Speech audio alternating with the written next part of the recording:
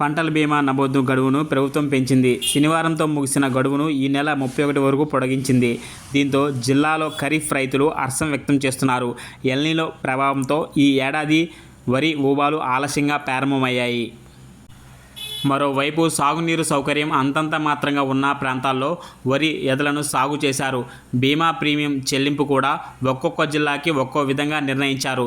జిల్లాకు సంబంధించి వరికి ఎకరాకు 800 రూపాయలు, మొక్కజొన్నకు 330 రూపాయలు ఫ్రీగా ప్రీమియం చెల్లించాల్సి ఉండడంతో బీమా నమోదు ప్రక్రియ నత్తనడకన సాగింది.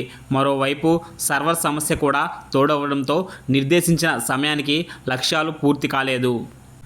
ఈ నేపథ్యంలో పీఎం ఫసల్ బీమా యోజన నమోదు గడువును మరోసారి పెంచారు.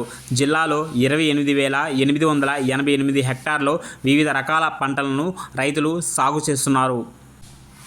ఇందులో వరి 16,610 హెక్టార్లు, మొక్కజొన్న 5,470 హెక్టార్లు, పత్తి 4,824 హెక్టార్లు, చిరుధాన్యాలు వరికి ఎకరాకి 800 రూపాయల చొప్పున ప్రీమియంగా చెల్లిస్తే పరిహారం 40,000 రూపాయలు చెల్లిస్తారు. అదేవిధంగా మొక్కజొన్నకు ఎకరాకు 330 రూపాయల చొప్పున ప్రీమియం చెల్లిస్తే 33,000 రూపాయలు పరిహారంగా అందుతుంది.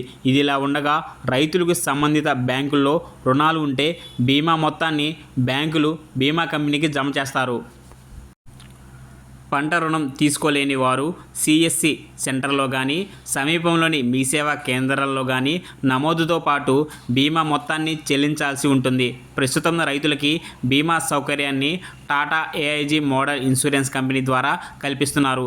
ఇప్పటి వరకు 6,000కు పైగా రైతులు 4,000 హెక్టార్లకు పైబడి బీమా చేయించుకున్నారు. మండలంలోని వ్యవసాయ అధికారులు, ఇన్సూరెన్స్ కంపెనీ అధికారులకు బీమా గడువు పెంపుపై సమాచారం అందించాం. బ్యాంకు అధికారులకి సూచనలు చేశాం.